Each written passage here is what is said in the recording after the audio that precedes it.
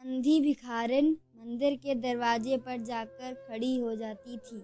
जब दर्शन करने वाले बाहर निकलते तो अपना हाथ फैला देती और नम्रता से कहती, बाबूजी, अंधी पर दया करो। वह जानती थी कि मंदिर में आने वाले सहृदय और दयालु हुआ करते हैं। उसका यह अनुमान असत्य न था। आने वाले 2-4 पैसे उसके हाथ पर रख देते थे। अंधी उनकी सहृदयता के बदले दुआएं देती थी। सुबह से शाम तक वह इसी प्रकार हाथ फैलाए खड़ी रहती। उसके पश्चात मन ही मन भगवान को प्रणाम करती और अपनी लाठी के सहारे झोपड़ी की राह पकड़ती। उसकी झोपड़ी नगर से बाहर थी। रास्ते में भी याचना करती जाती। कुछ लोग ऐसे भी मिलते जो पैसे देने की अपेक्षा झुड़कियाँ कर दिया करते। तब भी अंधी निराश न होती और उसे 2-4 पैसे और मिल जाते। झोपड़ी के समीप पहुंचते ही एक 10 वर्ष का लड़का उछलता कूदता आता और उससे चिपट जाता। अंधी टटोल कर उसके माथे को चूमती। बच्चा कौन है, किसका है, कहाँ से आया है, इस बात से कोई परिचित न था। 7 वर्ष पहले पास पड़ोस वालों ने उसे अकेला देखा था। फिर एक संध्या समय लोगों ने उसकी गोद में वह बच्चा देखा। वह रो रहा था। अंधी पर उसका मुख चूम चूम कर चुप कराने का प्रयत्न कर रही थी। यह कोई असाधारण घटना न थी, अतः किसी ने नहीं पूछा कि यह बच्चा किसका है। उसी दिन से यह बच्चा अंधी के पास था। उसको वह अपने से अच्छा खिलाती और अच्छा पहनाती थी। एक दिन अंधी ने अपनी झोपड़ी में एक हांडी गाड़ रखी थी। संध्या समय जो कुछ पैसा मांग कर लाती उसमें डाल देती और उसे किसी वस्तु से ढांप देती, इसलिए कि दूसरे व्यक्तियों की दृष्टि उस पर न पड़े। खाने के लिए अन्न काफ़ी मिल जाता था, उससे काम चलाती। पहले बच्चे को पेट भर खिलाती, फिर स्वयं खाती। रात को बच्चे को अपने यक्ष से लगाकर वहीं पड़ी रहती। प्रातः काल होते ही उसको खिला पिलाकर फिर मंदिर के द्वार पर जा खड़ी होती। काशी में सेठ बनारसी दास बहुत प्रसिद्ध व्यक्ति थे। बच्चा बच्चा उनकी कोठी से परिचित था। उनकी कोठी पर हर समय भीड़ लगी रहती थी। कर्ज के इच्छुक तो आते ही थे, परंतु ऐसे व्यक्तियों का भी तांता लगा रहता था जो सेठ जी के पास अपनी पूंजी धरोहर के रूप में रखने आते थे। सैकड़ों भिखारी अपनी जमा पूंजी इन्हीं सेठ जी के पास जमा कर दे जाते थे। अंधी के पास काफ़ी रुपए जमा हो गए थे। हांडी लगभग पूरी भर गई थी। उसको शंका थी कि कोई उसके रुपए चोरी ना कर ले। एक दिन संध्या समय अंधी ने वह हांडी उखाड़ी और अपने फटे हुए आंचल से छुपाकर सेठ जी की कोठी पर जा पहुंची। सेठ जी बही खाते के पन्ने उलट रहे थे। उन्होंने पूछा, क्या है बुढ़िया? अंधी ने हांडी उनके आगे सरका दी। सेठ जी ने फिर पूछा, इसमें क्या है? अंधी ने उत्तर दिया, भीख मांगकर अपने बच्चे के लिए 2-4 पैसे इकट्ठे किए हैं, अपने पास रखते डरती हूँ, कृपया इन्हें आप अपनी कोठी में रख लो। सेठ जी ने मुनीम की ओर संकेत करते हुए कहा, बही में जमा कर लो। फिर बुढ़िया से पूछा, तुम्हारा नाम क्या है? अंधी ने अपना नाम बताया। मुनीम जी ने नकदी गिनकर उसके नाम से जमा की। अंधी सेठ जी को आशीर्वाद देती हुई अपनी झोपड़ी में चली गई। 2 वर्ष सुख के साथ बीते। इसके पश्चात एक दिन लड़के को ज्वर ने आ दबोचा। अंधी ने दवा दारू की झाड़ फूंक से भी काम लिया, टोने टोटके की परीक्षा की, परंतु सब व्यर्थ। लड़के की दशा दिन प्रतिदिन बिगड़ती जा रही थी। अंधी का दिल टूट गया। साहस ने जवाब दे दिया। वह निराश हो गई, परंतु फिर ध्यान आया, संभवतः बड़े डॉक्टर के इलाज से फायदा हो जाए। इस विचार के आते ही वह गिरती पड़ती सेठ जी की कोठी पर जा पहुंची। सेठ जी उपस्थित थे।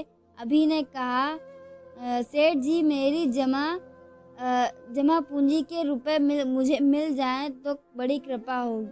मेरा बच्चा मर रहा है, डॉक्टरों को दिखाऊंगी। सेठ जी ने कठोर स्वर में कहा, कैसी जमा पूंजी, कैसे रुपए? मेरे पास तुमने रुपए कब जमा किए थे?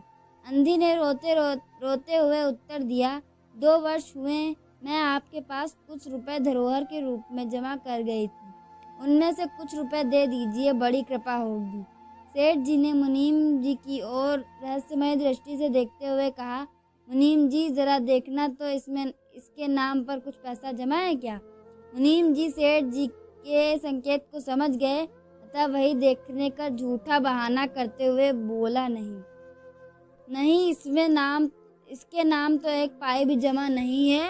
अंधी वही जमीन पर बैठी रही। उसने रो रो कर कहा, सेठ जी परमात्मा के नाम पर कुछ भी दे दीजिए, मेरा बच्चा मर जाएगा। मैं जीवन भर आपके गुण गाऊंगी, परंतु पत्थर दिल सेठ का दिल ना पसीजा।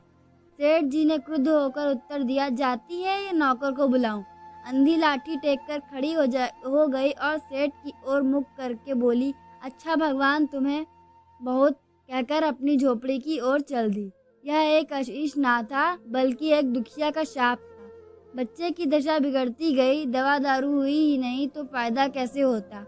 एक दिन उसकी अवस्था बड़ी चिंताजनक हो गई, प्राणों के लाले पड़ गए। उसके जीवन भी निराश हो गई। सेठ जी पर उसे रह रहकर क्रोध आता था। इतना धनी व्यक्ति है, 10-20 रुपए दे देता तो क्या चला जाता। फिर मैं उससे कोई दान नहीं मांग रही थी, अपने रुपए ही मांगने गई थी। सेठ जी से उसे घृणा हो गई। बैठे बैठे उसको कुछ ध्यान आया। उसने बच्चे को गोद में उठा लिया और ठोकरें खाती गिरती पड़ती सेठ जी के पास जा पहुंची और उनके द्वार पर धरना देकर बैठ गई।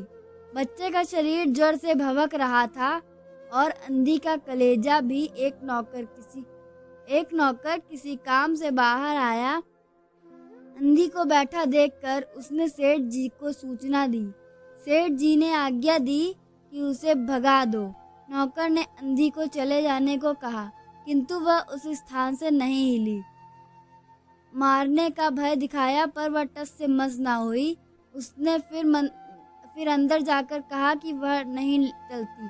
सेठ जी रोने लगे। आज तक उन्होंने किसी के सामने सिर न झुकाया था, किंतु इस समय अंधी के पांवों पर गिर पड़े और रो रो कर बोले, ममता की लाज रख लो, आखिर तुम भी उसकी माँ हो।